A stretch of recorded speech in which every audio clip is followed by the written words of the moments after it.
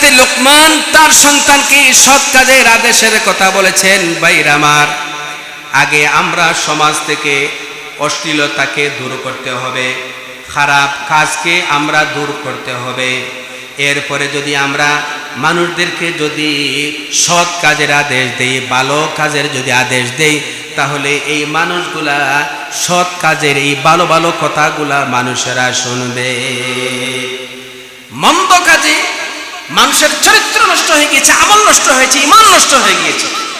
আর আপনি যতই ওয়াজ করেন না কেন, যতই ভালো ভালো কথা বলেন না কেন, এগুলা তো মানুষ গ্রহণ করবে না। কারণ আপনারা জানেন, যদি কোনো বিষাক্ত সাপে যদি কামড় দেয়, তাহলে উজা আসার পরে সর্বপ্রথম কোন কাজটা করবে বলে? সর্বপ্রথম ওই ব্যক্তি সে আগে আপনার জিহ্বাকে টেস্ট করবে, সে একটা জাল জিনিস খাওয়াবে। এখন আপনি জাল জিনিস খাওয়ার পরে যদি বলেন যে জাল লাগছে না, তাহলে ওই উজা বুঝবে যে এটা বিষাক্ত সাপ, কারণ আপনার জিহ্বার স্বাদকে নষ্ট করে দিয়েছে। আর আপনি যদি জালকে জাল বলেন, তিতাকে তিতা বলেন, তাহলে বোঝা যাবে এটা বিষাক্ত সাপ নয়। আজকে এই মন্দ কাজ, অশ্লীল কাজ বিষাক্ত সাপের মতো সমাজকে নষ্ট করে দিয়েছে। এই জন্য আপনি যতই ভালো কাজ আর ওয়াজ নসিহত করেন না কেন, নামাজ রোজা আর ভালো ভালো কাজ বলেন না কেন, মানুষেরা এগুলা স্বাদ পাবে না। কারণ এই যে মন্দ কাজে তার সবগুলা নষ্ট করে দিয়েছে। ভাইরা আমার, এই জন্য সমাজের মন্দ কাজ, খারাপ কাজ এগুলা হচ্ছে কলেরার মতো। সমাজে যদি কারো যদি কলেরা ধরে, তাহলে দেখবেন ওই কলেরা শুধু তাকে আক্রান্ত করবে না, ওই কলেরা যার সাথে লাগবে তাকে আক্রান্ত করে তাকে নষ্ট করে দেবে, তাকেই দুর্বল করবে। এই জন্য কলেরা থেকে বাঁচার জন্য কাজ হবে সমাজে যারাই এই কলেরা রোগে আক্রান্ত হয়েছে সবাইকে চিকিৎসা দেওয়া। সবাইকে যদি চিকিৎসা দেওয়া হয়, তাহলে কিন্তু ওই কলেরা থেকে বাঁচা যাবে। আর কলেরা রোগীকে রেখে যদি যতই ভালো থাকেন না কেন, আপনি ভালো থাকতে পারবেন না। আমরা পবিত্র কোরআনুল কারীমের সূরা লোকমান থেকে আমরা আলোচনা করতেছি। আমরা সূরা লোকমানের ধারাবাহিক আলোচনা বিগত জুমাগুলায় আলোচনা করেছি। আজকের জুমায় সে ধারাবাহিক হিসাবে আলোচনা করব। হযরতে লোকমান তিনি তার সন্তানকে 9টি নসিহত উপদেশ দিয়েছিলেন। আমরা এই 9টি নসিহত উপদেশের ভিতরে 4টি নসিহত আমরা আলোচনা করেছি। আজকের জুমায় হযরতে লোকমানের তার সন্তানের প্রতি 5 এবং 6 নম্বর নসিহত আমরা আলোচনা করব। আল্লাহ পাকের কাছে তৌফিক কামনা করছি। সুবহানাকা লা ইলমা লানা, আল্লাহ পাক যেন আমাদেরকে আলোচনা করার তৌফিক দান করেন, যা শুনি তা যেন আমল করার তৌফিক দান করেন। আমরা সকলে বলি আমিন। হযরতে লোকমান তিনি তার সন্তানকে নসিহত করেছিলেন, ইয়া বুনাইয়া, আয় মেরে প্যারে বেটে, ও আমার কলিজার টুকরার সন্তান। তিনি বলেছেন, আকিমিস সালাহ, তুমি নামাজ প্রতিষ্ঠা করো, নামাজ পড়ো, নামাজ প্রতিষ্ঠা করো। হযরত লোকমান তার সন্তানকে নামাজ প্রতিষ্ঠা করার জন্য নসিহত দিয়েছেন। এই নসিহতের উপরে আমরা গত জুমায় আলোচনা করেছি, নামাজের ব্যাপারে বিস্তারিত আলোচনা করেছি। আজকে আলোচনা করব হযরতে লোকমান তার সন্তানকে নসিহত করছেন, ওয়া'মুর বিল মা'রুফি ওয়া নাহা আনিল মুনকার। হযরতে লোকমান তার সন্তানকে নামাজের নসিহত করার পরে বলছেন, ও আমার সন্তান, তুমি যেখানেই থাকো না কেন, যে জায়গায় থাকো না কেন, তুমি মানুষদেরকে সব সময় সৎ কাজের আদেশ করবে আর মানুষদেরকে সব সময় অসৎ কাজের নিষেধ করবে। আগে ছিল তার নামাজের উপদেশ নসিহত, এবার তিনি সৎ কাজের আদেশ আর অসৎ কাজ থেকে নিষেধ করার উপদেশ দিয়েছেন। ভাইরা আমার, হযরতে লোকমান তিনি যতগুলা নসিহত করেছিলেন, এই সমস্ত নসিহতগুলা ছিল সহজ নসিহত, কিন্তু এবার তার সন্তানকে যে নসিহত করছেন, এই নসিহতটা সহজ নসিহত নয়, এই নসিহতটা হচ্ছে বড়ই কঠিন নসিহত। নামাজ, রোজা, হজ, যাকাত, জান্নাত, জাহান্নাম, এই সমস্ত উপদেশ দেওয়া, ওয়াজ করা, নসিহত করা বড় সহজ। এইগুলা মানুষেরা বড় সহজে শুনে, কিন্তু সৎ কাজের আদেশ আর অসৎ কাজ থেকে নিষেধ, এই নসিহতটা বড় কঠিন। ভাইরা আমার, এবার যদি আমরা বলি আমাদের সমাজ চলবে কোরআন দিয়ে, দেশ চলবে কোরআনের আইন দিয়ে, আল্লাহর আইন দিয়ে দেশ চলবে, সমাজ চলবে, রাষ্ট্র চলবে, তাহলে বলা হবে এই তো হুজুর রাজনীতি শুরু করেছেন। কথা ঠিক কিনা? নামাজ রোজার কথা বললে কোনো অসুবিধা নাই, আল্লাহর আইনের কথা বললেই এই তো এক ধরনের মানুষের মাথা ব্যথা শুরু হয়ে যায়।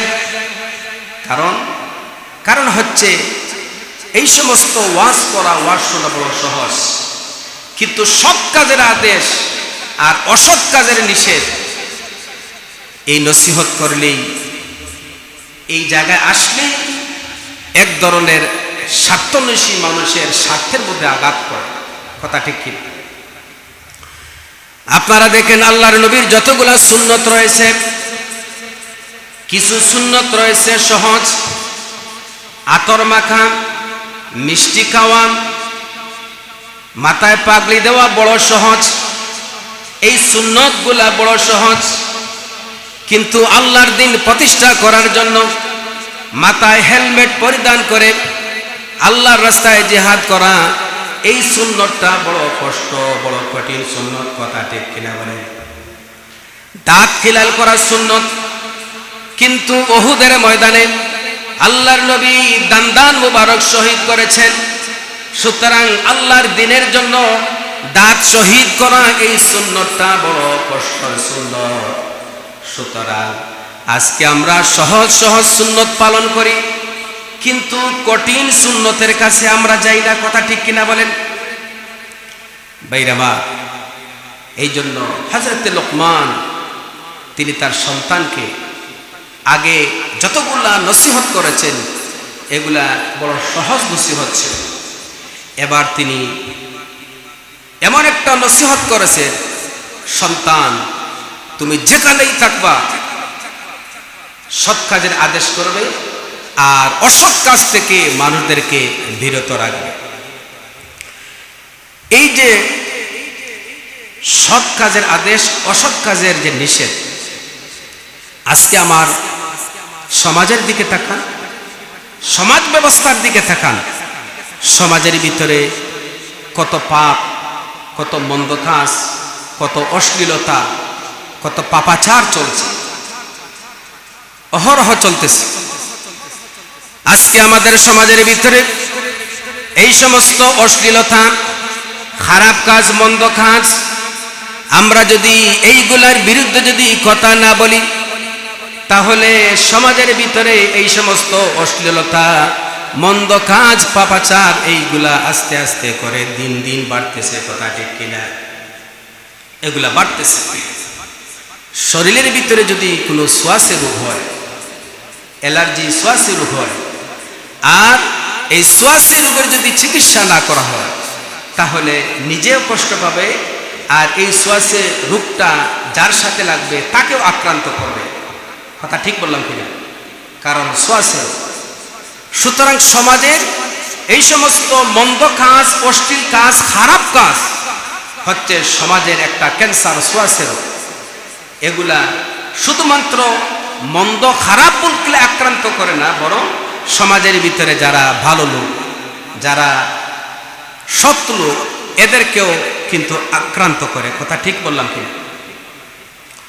ভাইরা আমার, আরো সহজভাবে আমি আপনাদেরকে বলি, সৎ কাজের আদেশ করা, অসৎ কাজ থেকে নিষেধ করা, এটা যদি আমরা সবাই প্রতিহত না করি, সম্মিলিতভাবে যদি মন্দ কাজের যদি বিরোধিতা না করে, তাহলে যারা মন্দ তাদেরকে শুধু ধ্বংস করবে না, তাদেরকে শুধু বিভ্রান্তি করবে না, তাদেরকে ধ্বংস করবে না, বরং সমাজের যারা আছে সবাইকে নষ্ট করবে, সবাইকে কিন্তু ধ্বংস করবে, সবাই আক্রান্ত হবে। একটা দুতলা কাঠের নৌকা, দুতলা নৌকা তো আপনারা দেখেছেন, বিশেষ করে ওই দক্ষিণাঞ্চলে দুতলা তিনতলা লঞ্চ, একটা দুতলা কাঠের নৌকা, কিছু মানুষ এই নৌকা দিয়ে যাচ্ছে, উপরের তলায় কিছু মানুষ, আবার নিচের তলায় কিছু মানুষ। নিচের তলায় যারা রয়েছে তাদের পানির দরকার হলো, পানি না পাইয়া একজন নিচতলার লোক সে যদি মনে করে যে পানি যেহেতু পাইলাম না, নৌকার নিচেই তো পানি, সুতরাং এই লোকটা একটা কুড়াল হাতে নিয়ে নৌকাটা সেদা করতেছে। কেন? নিচ থেকে পানি উঠে সহজভাবে পানি পেয়ে যায়। এই খবর পেয়ে যারা নিচতলায় উপরতলায় যারা ছিল সবাই দৌড়ে আসলো, তুমি কি করছো, এটা তো সর্বনাশ। এখন ওই লোকটা যদি বলে যে আমার কাজ আমি করব, আমার পানির দরকার, নিচেই পানি আছে হাতের কাছে, সুতরাং কুড়াল দিয়ে ছিদ্র করলেই তো আমি পানি পেয়ে যাব, সুতরাং আমার কাজ আমি করব, তোমরা যার যার চলে যাও। সবাই যদি এই লোকটার প্রতিবাদ না করে, দুতলা লোক দুতলায়, নিচের তলায় লোক সবাই যদি চুপ থাকে, আর পানি যদি আস্তে আস্তে করে উঠে, তাহলে বলেন যে লোকটা ছিদ্র করেছিল পানির জন্য, ওই লোকটাই ধ্বংস হবে না সবাই ধ্বংস হবে? যদি বলে সবাই ধ্বংস হবে। বাইরে আমার সহজভাবে বুঝুন, আজকে আমাদের সমাজের ভিতরে কত মন্দ কাজ চলছে। আমরা যদি সবাই বলি সমাজের মন্দ যারা, এরা মন্দ কাজ করুক, যারা খারাপ লোক ওরা খারাপ কাজ করুক, আমরা তো ভালো মানুষ, আমরা তো আমাদের সব কিছু ঠিক আছে, সুতরাং আমরা তাদের সাথে যাব না, তাদের প্রতিবাদ করব না, তাহলে ওই মন্দ লোক সমাজের যে ক্ষতি করবে, ওই ক্ষতিটা শুধু তাদেরকে আক্রান্ত করবে না, বরং এই সমাজের ভিতরে যারা ভালো ভালো লোক এদেরকেও কিন্তু আক্রান্ত করবে। এখন বাঁচার জন্য যদি সবাই সম্মিলিতভাবে মিলিত হইয়া ওই যে লোকটা সেদা করতেছিল ওকে যদি ধরিয়া দু ট্যাং ধরে যদি একদম সাগরে যদি নদীতে ফেলে দেয়, তাহলে সবাই কিন্তু মুক্ত হয়ে যাবে। কথা ঠিক বললাম কিনা? ঠিক অনুরূপভাবে সমাজের ভিতরে অশ্লীলতা, নোংরামি, বেহায়াপনা চলতেছে, অহরহ মদের ব্যবসা চলতেছে, অহরহ সুদের ব্যবসা চলতেছে, অহরহ ঘুষ চলতেছে, কোনো অপরাধের শেষ নাই। এখন আমরা সবাই যদি ঐক্যবদ্ধভাবে মিলিত হইয়া এই সমস্ত সমাজের ক্যান্সার, এই সমস্ত অশ্লীলতাকে ধরে যদি আমরা সমাজ থেকে যদি দূর করি, তাহলে সমাজের সবাই বাঁচবে। কথা ঠিক বললাম কি? এই জন্য সৎ কাজের আদেশ করা আর অসৎ কাজ থেকে নিষেধ করা এটা একক কাজ নয়। সমাজের দেশের সবাই যদি ঐক্যবদ্ধভাবে যদি এই মন্দ কাজের, অশ্লীল কাজের বিরুদ্ধে যদি সবাই গর্জে ওঠে, তাহলেই এই অশ্লীল মন্দ কাজ দূর হবে। ভাইরা আমার, আরো সহজভাবে আমি আপনাদেরকে বলি, আজকে সমাজের ভিতরে মন্দ কাজ চলতেছে। এই যে ড্রেন দেখেন, ড্রেনের ভিতরে যদি ময়লা জমে, আবর্জনা জমে, তাহলে কি হয়? তাহলে জলাবদ্ধতা তৈরি হয়, পানি আটকে যায়, ময়লা দূর হয়ে যায়। তখন এই ড্রেনের ময়লা তখন আস্তে আস্তে করে রাস্তায় চলে আসে, জনগণের একটা ক্ষতির কারণ হয়। সমাজের মন্দ কাজ, অশ্লীল কাজ, এই সমস্ত নোংরা কাজ একটা সমাজের জন্য একটা ময়লা, একটা আবর্জনা, এগুলা যদি দূর না করা হয়, তাহলে মানুষের, জনগণের একটা ক্ষতির কারণ হয়ে যাবে। কারণ আমরা হচ্ছে মানুষ, মানুষ হচ্ছে আশরাফুল মখলুকাত।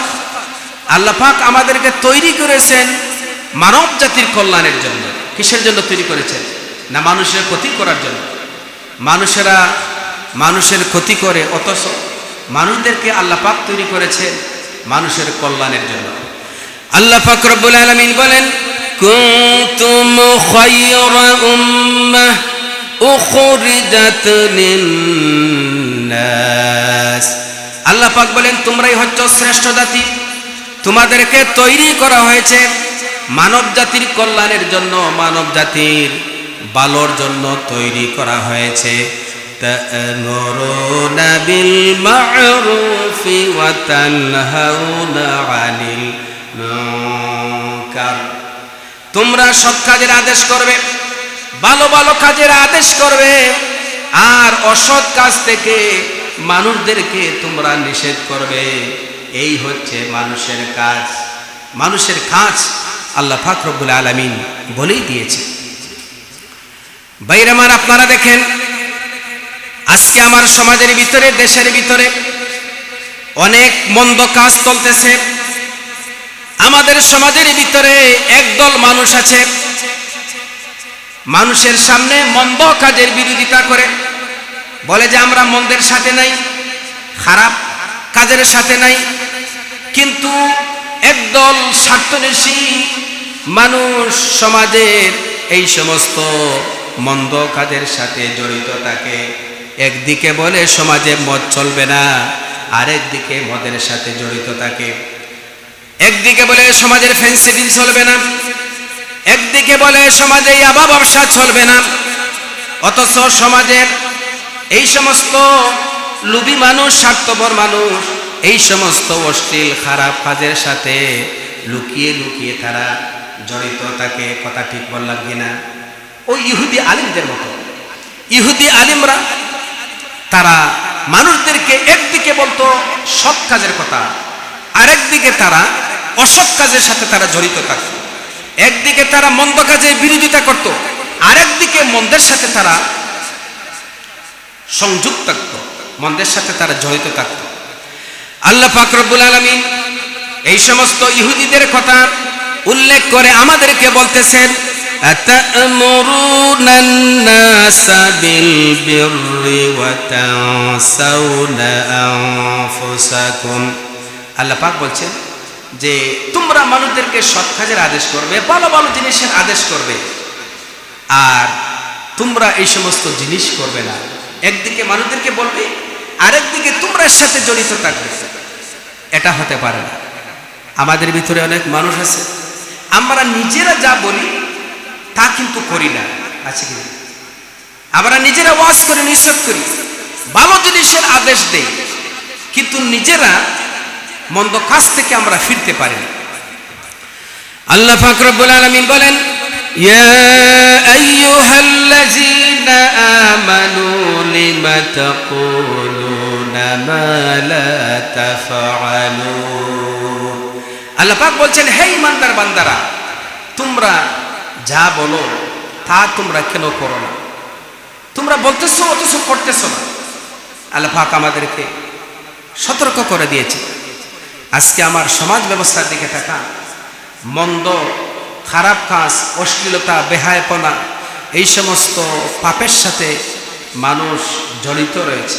একদিকে মানুষ বলে যে আমরা এদের সাথে নাই, এগুলোর সাথে আমরা জড়িত না, আরেকদিকে তারা জড়িত থাকে।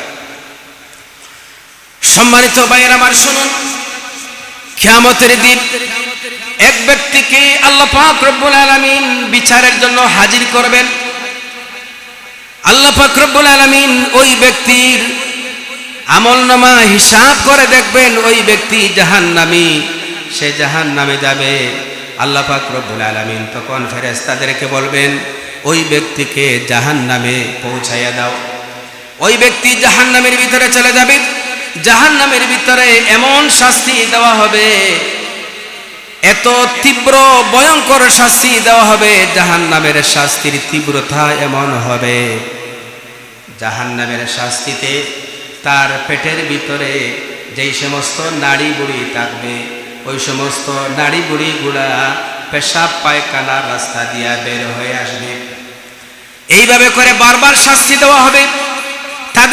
তার শাস্তি দেখে যারা জাহান্নামে ছিল ওই জাহান্নামীরা তখন ওই ব্যক্তিকে বলবে, ও আল্লাহর বান্দা, আমরা তো জাহান্নামের ভিতরে এসেছি কারণ দুনিয়ার ভিতরে আমরা নানান অপরাধের সাথে আমরা জড়িত ছিলাম। আমরা প্রকাশ্যে অপরাধ করেছি, বিভিন্ন অপরাধের সাথে জড়িত ছিলাম, ভালো কোনো কাজ করি নাই, এই জন্য আমরা জাহান্নামের ভিতরে এসেছি। কিন্তু আমরা তো তোমাকে দেখেছি ভালো ভালো কাজ করতে, নামাজ রোজা করতে, ভালো ভালো কাজ করতে, সমাজের মানুষেরা তোমাকে ভালো হিসেবে জানতো, কিন্তু আজকে তুমি কেন জাহান্নামের ভিতরে হলে, জাহান্নামের ভিতরে কেন গেলে? তখন ওই জাহান্নামী ব্যক্তি বলবে, ও জাহান্নামীরা শুনো, দুনিয়ার ভিতরে আমি ভালো ভালো কাজ করেছি, ভালো ভালো কাজ করতাম, কিন্তু আমার সামনে আমার জানা মতে সমাজের মানুষেরা মন্দ কাজের সাথে জড়িত ছিল, খারাপ কাজের সাথে জড়িত ছিল, কিন্তু আমি এই সমস্ত মানুষদেরকে মন্দ কাজ থেকে আমি তাদেরকে বিরত রাখি নাই, মন্দ কাজের প্রতি কোনো ঘৃণা জানে নাই, প্রতিবাদ করে নাই, শুধুমাত্র ভালো ভালো কাজ করেছি। আল্লাহ পাক রব্বুল আলামিন এই কারণে ভালো কাজ করেছি, মন্দ কাজের বিরোধিতা না করার কারণে আল্লাহ পাক রব্বুল আলামিন আমার জীবনের কোনো আমলকে কবুল করেন নাই, আমাকে জাহান্নামের ভিতরে পৌঁছাইয়া দিয়েছে, জাহান্নামে হয়ে গিয়েছে। হযরত লুকমান তার সন্তানকে নামাজের নসিহত করার পরে বলছেন, সন্তান, তুমি যেখানেই থাকো না কেন সৎ কাজের আদেশ করবে, ভালো ভালো কাজের আদেশ করবে, আর মন্দ কাজ যেখানেই দেখবে তার প্রতিবাদ করবে। হযরত লুকমান তার সন্তানকে এখানে দুইটা নসিহত করছেন। কয়টা নসিহত বলে? দুইটা। একটা হচ্ছে সৎ কাজের আদেশ আর একটা হচ্ছে অসৎ কাজের নিষেধ। এবার আপনি আমাকে বলেন, হযরত লুকমান তার সন্তানকে সৎ কাজের আদেশ করেছেন, অসৎ কাজ থেকে নিষেধ করার জন্য বলেছেন। এবার সৎ কাজের আদেশ এটা আগে হবে না অসৎ কাজের নিষেধ এটা আগে হবে? আমরা মন্দ কাজের নিষেধ আগে করব না সৎ কাজের আদেশ আগে করব? কোনটা আগে করব? ভাইরা আমার, মন দিয়া শুনুন, প্রাণ খুলে শুনুন। আমরা যে কালিমা পড়ে মুসলমান হয়েছি সেই কালিমাটা কি?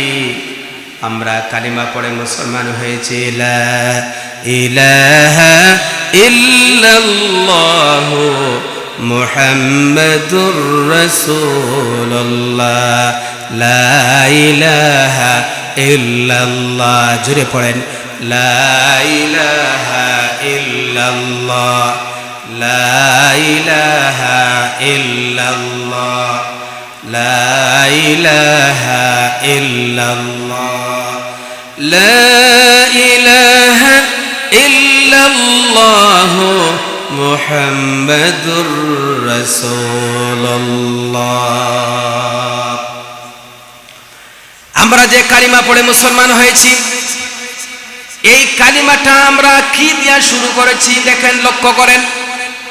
প্রথমে আমরা বলেছি লা ইলাহা, কোনো ইলা নাই, কোনো আইনদাতা নাই, কোনো বিধানদাতা নাই। এই কথা বলে আমরা প্রথমেই স্বীকার করেছি, প্রথমে আমরা নেহির কাজ করেছি, নাই এই কথাটা আমরা ঘোষণা করেছি।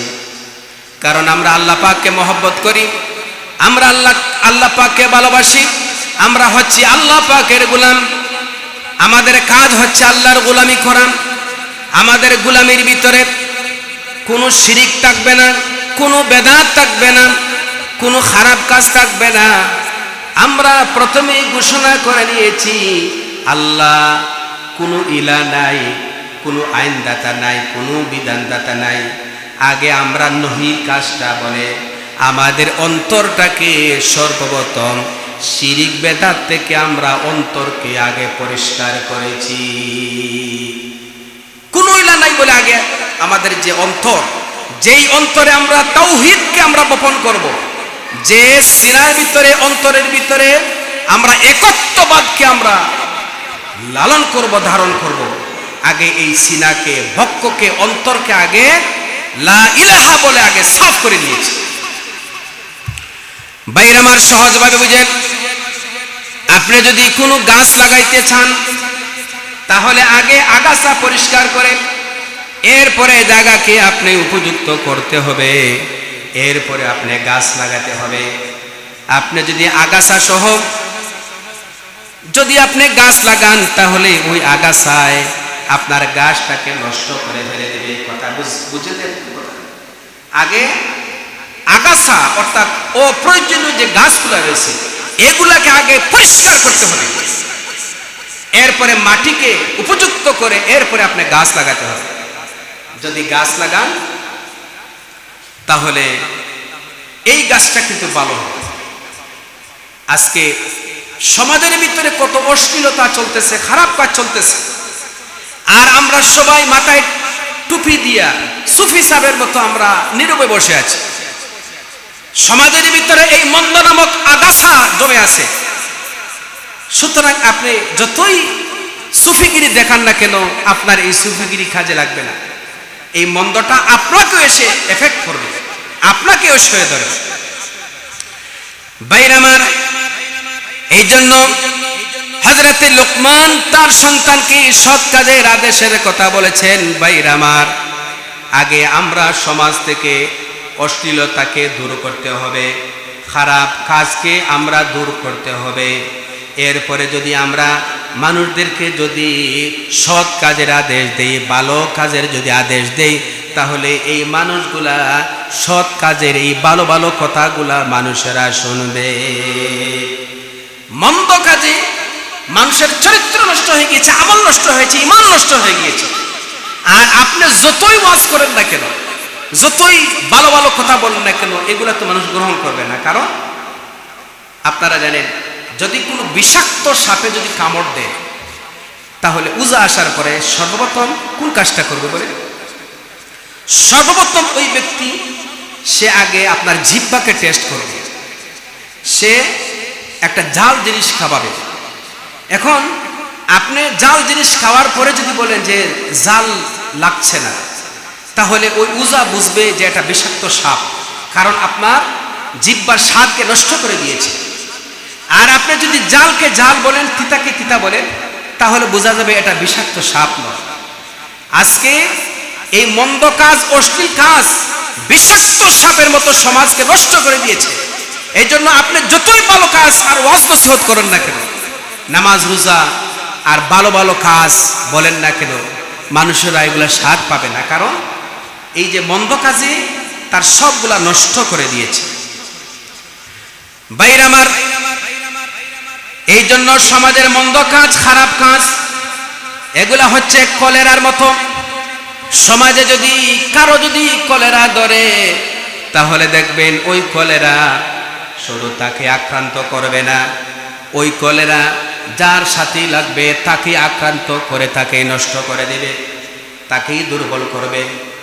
এই জন্য কলেরা থেকে বাঁচার জন্য কাজ হবে সমাজে যারাই এই কলেরা রোগে আক্রান্ত হয়েছে সবাইকে চিকিৎসা দেওয়া।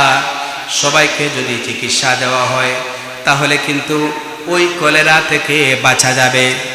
আর কলেরা রোগীকে রেখে যদি যতই ভালো থাকেন না কেন আপনি ভালো থাকতে পারবেন না। ভালো থাকতে পারবেন?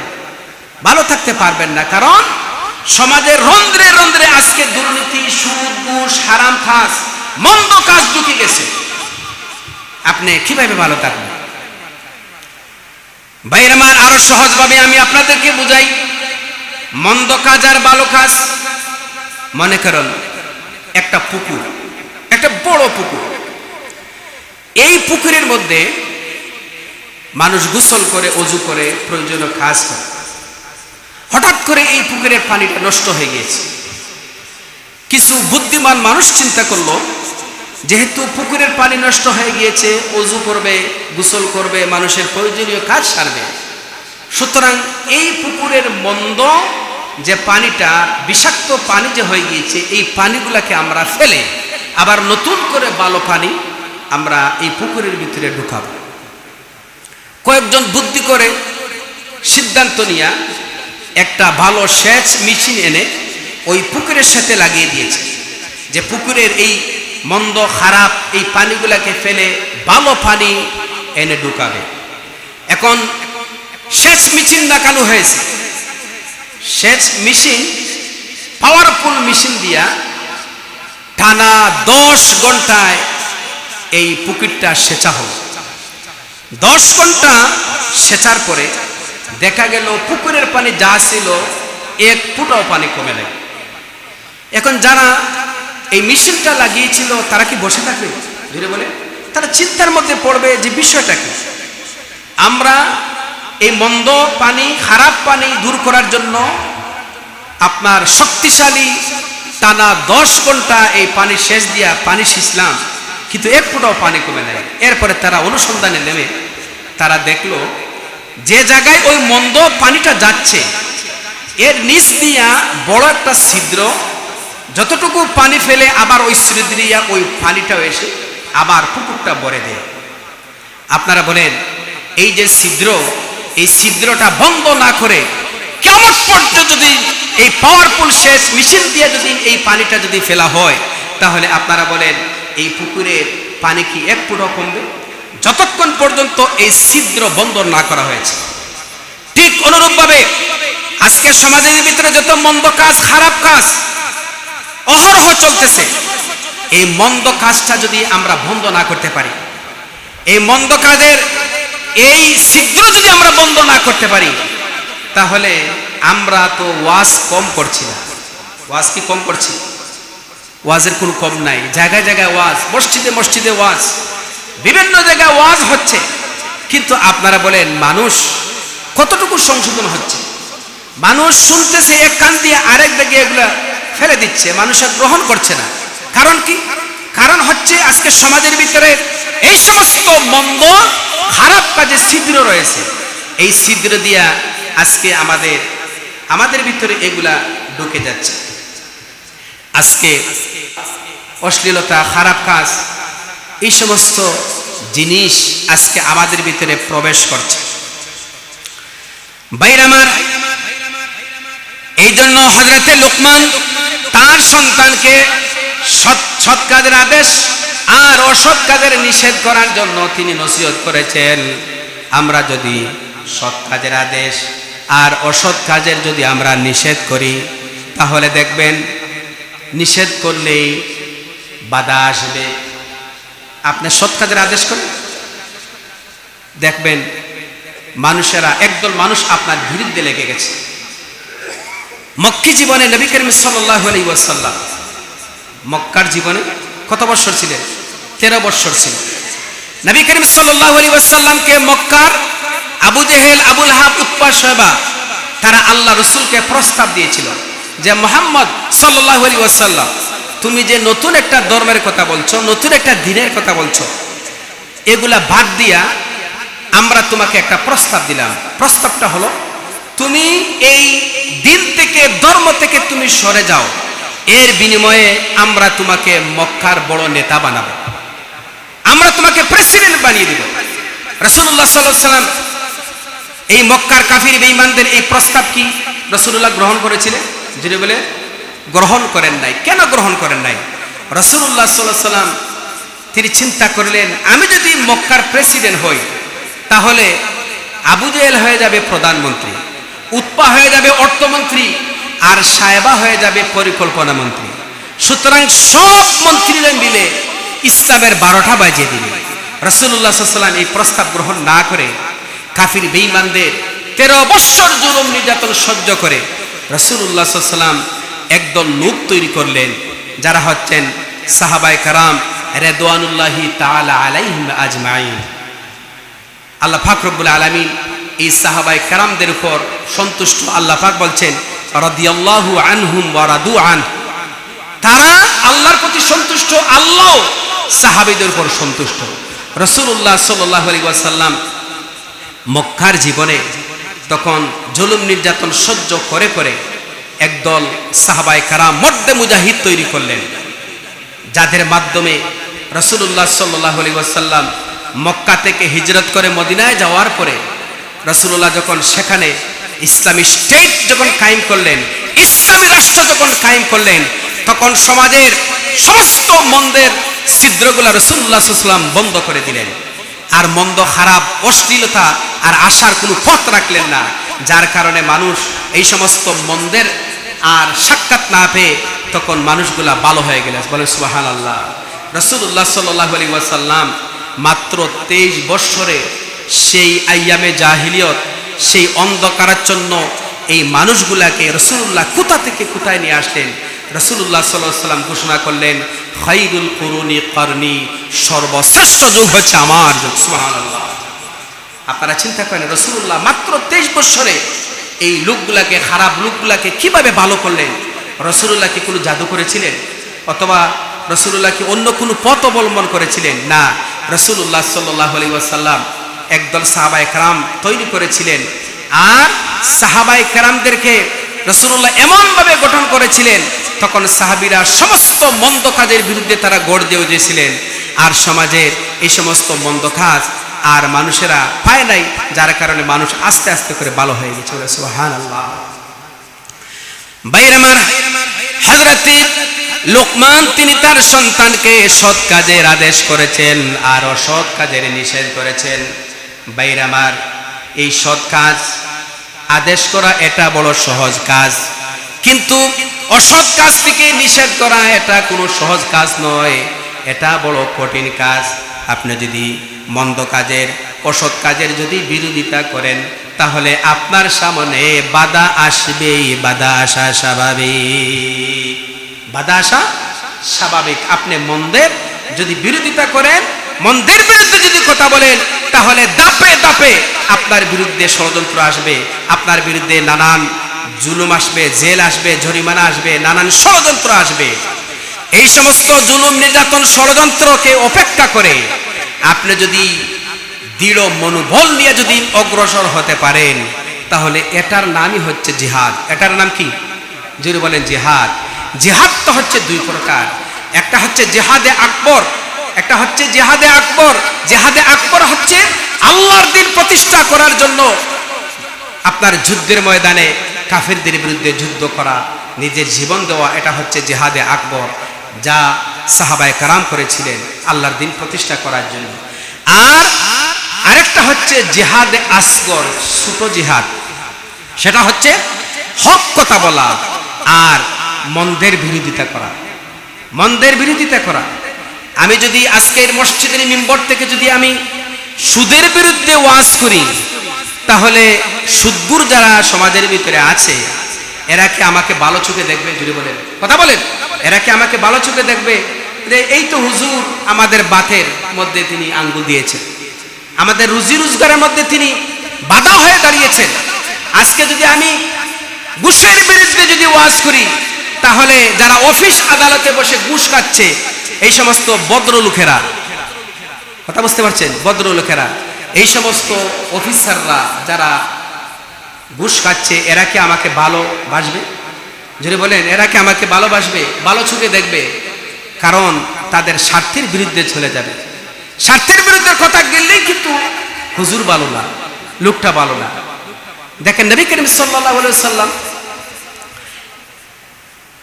ইসলামের দাওয়াত দেওয়ার আগে মক্কার কাফিররা সবাই আল্লাহ রাসূলকে কত ভালোবাসত। আবু জেহেল, আবুল হাব, উতবা, শয়বা, যারা কাফিররা ছিল রাসূলুল্লাহকে কত ভালোবাসত, মহব্বত করত। এমনকি তাদের টাকা পয়সাগুলো রাসূলুল্লাহর কাছে রাখত। রাসূলুল্লাহকে আলামিন বলতো, as-সাদিক বলতো। কিন্তু আল্লাহর নবী যখন দ্বীনের দাওয়াত দিলেন, কালেমার দাওয়াত দিলেন, আল্লাহর নবী যখন হকের কথা বললেন, হক কথা বলার সঙ্গে সঙ্গে তখন মক্কার এই সমস্ত কাফিররা রাসূলুল্লাহর দুশমন হয়ে গেল। কারণ আল্লাহর নবী যে দ্বীনের কথা বলেছেন, যে ইসলামের কথা বলেছেন, এই ইসলাম যদি প্রতিষ্ঠা হয়ে যায়, আল্লাহর দ্বীন যদি মক্কায় প্রতিষ্ঠা হয়ে যায়, এই পৃথিবীতে যদি প্রতিষ্ঠা হয়ে যায়, তাহলে মক্কার এই সমস্ত কাফির বেঈমানদের তাদের নেতৃত্ব থাকবে না, তাদের ক্ষমতা থাকবে না, তাদের কোনো পাওয়ার থাকবে না। এই জন্য আল্লাহ নবী সাল্লাল্লাহু আলাইহি ওয়াসাল্লামের বিরুদ্ধে তারা চলে গেল। কথা ঠিক কিনা? আজকে আমার দেশে তাবলিগ জামাতের বাইরা, আপনারা বলেন, আমি সত্য কথা বলি, আপনারা আমার সাথে হয়তো একমত হবে, যারা তাবলিগ করেন, তাবলিগ জামাতের বাইরা, তারাও তো দিনের কাজ করতেছেন, আলহামদুলিল্লাহ, তারাও দিনের কাজ করতেছে। কিন্তু তাবলিগ জামাতের বিরুদ্ধে মানুষ সচরাচর যায় না। কারণ কেন? তাবলিগ জামাতের বিরুদ্ধে কেউ কি কথা বলে? সবাই বলতেছে ভালো কাজ করতেছে। কারণ তাবলিগ জামাতের বাইরা শুধুমাত্র জান্নাত জাহান্নামের ওয়াজ, আকাশের উপরের ওয়াজ আর মাটির নিচের ওয়াজ, কারো বিরুদ্ধে নাই, কোনো সরকারের বিরুদ্ধে নাই, ৪৭ মানুষের বিরুদ্ধে কথা বলে না। শুধুমাত্র ৪৯ কোটি সওয়াব পাইবা যদি একবার আল্লাহ সুবহানাল্লাহ বলে। কথা বুঝতে পারছেন? এখন এই কথাগুলো বললে কোনো মানুষের ক্ষতি হবে? কোনো মানুষের বিরুদ্ধে যাবে না। সুতরাং তাবলিগ জামাতের বিরুদ্ধে কেউ কথা বলবে না।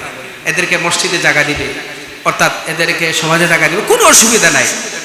কিন্তু তাবলিগ জামাতের বাইরে যদি মসজিদে বলতো, তাদের আলোচনা যদি বলতো, এই সমাজ চলবে আল্লাহর কোরআন দিয়া, দেশ চলবে কোরআনের আইন দিয়া, সমাজ চলবে আল্লাহ পাকের হুকুম দিয়া, তাহলে কিন্তু এই তাবলিগ জামাতকে অনেক মানুষেরা খারাপ পাইতো। কথা ঠিক বললাম কি? কারণ আল্লাহর দিন হচ্ছে এমন একটা ধর্ম, ইসলাম হচ্ছে এমন একটা ধর্ম, Islam is the complete code of life. Islam হচ্ছে মানুষের জীবনের সবকিছু সমাধান করে দেয় ইসলাম। আপনি ইসলামের কথা বলেন, তখন ইসলামের কথা বললেই আপনি মন্দ কাজ থেকে মানুষদেরকে ফিরাতে হবে, আর মন্দ কাজের বিরুদ্ধে কথা বললেই তখন আপনার বিরুদ্ধে একদল মানুষ চলে যায়। আমি একবার সুদের বিরুদ্ধে কথা বলছিলাম, সুদের ওয়াজ করেছিলাম এই মসজিদে।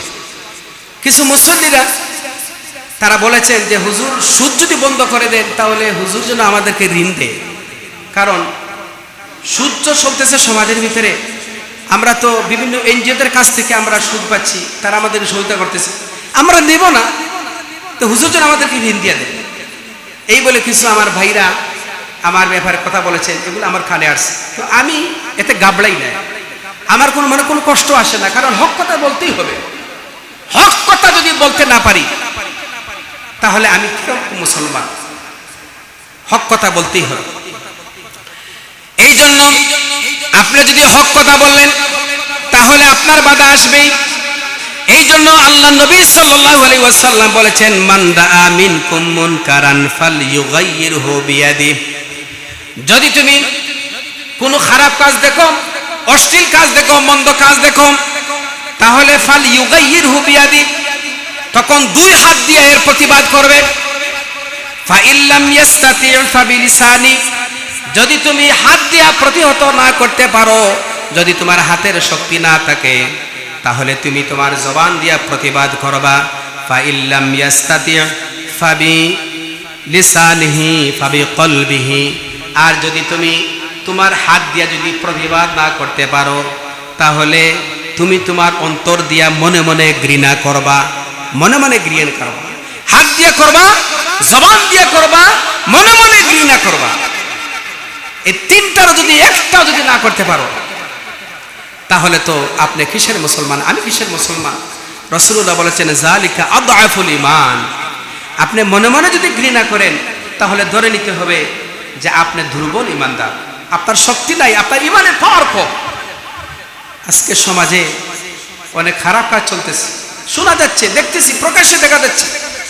অনেক যুবকেরা অনেক স্মাগলিং এর সাথে জড়িত, মদের ব্যবসার সাথে জড়িত, কিন্তু আমরা এগুলা প্রতিবাদ করতে পারছি না। আমরা দেখতেছি বিভিন্ন সমাজে এগুলা চলতেছে। রাসূলুল্লাহর এই হাদিসের মিজদাক অনুযায়ী আমরা দুর্বল ঈমানের ভিতরে পড়ে আছি।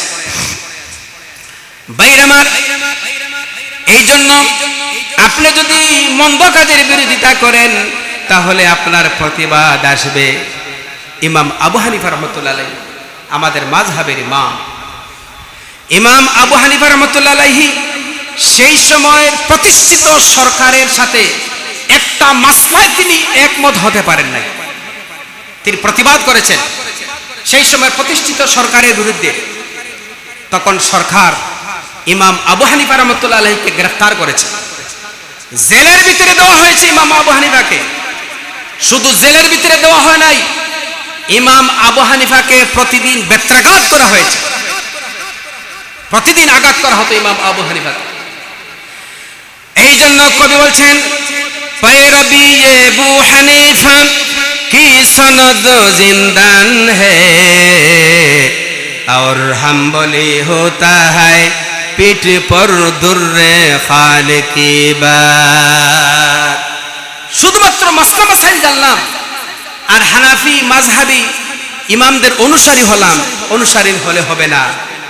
যদি হানাফি মাযহাবের অনুসারী যদি হতে চাও আর তুমি যদি দাবি করো আমি হানাফি ইমাম আবু হানিফার অনুসারী, তাহলে আপনাকে পিঠে বেত্রাঘাতকে সহ্য করতে হবে। আপনি হক কথা বলবেন, তখন একদল মানুষ আপনার বিরুদ্ধে চলে যাবে, আপনাকে নানানভাবে মিথ্যা মামলা দিয়ে ফাঁসানো হবে। কথা ঠিক বললাম তো? ইমাম মালিক রহমতুল্লাহ আলাইহি আরেকজন ইমাম, ইমাম মালিক বাদশাহ মনসুরের বিরুদ্ধে তিনি কথা বলেছিলেন। বাদশাহ মনসুরের কথার সাথে একমত হতে পারেন নাই, তিনি প্রতিবাদ করেছেন। তখন বাদশাহ মনসুর অর্ডার করেছেন, ইমাম মালিককে আমার কাছে নিয়ে আসো।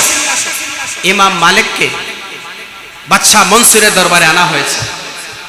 তিনি যখন তার দরবারে আসেন, তখন সাদা কাপড় পরিধান করে এসেছেন।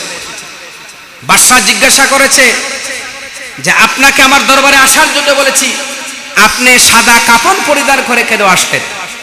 ইমাম মালিক তিনি বলেছেন যে আপনি আমাকে ডেকেছেন, আমি আপনার কথার প্রতিবাদ করেছি। আমি জানি আপনি যেহেতু আমাকে ডেকেছেন, সুতরাং আমাকে জেলে দিবেন, প্রয়োজনে আমাকে ফাঁসিতে ঝুলাবেন, এটা আমার মনের ভিতরে বিশ্বাস হয়ে গিয়েছে।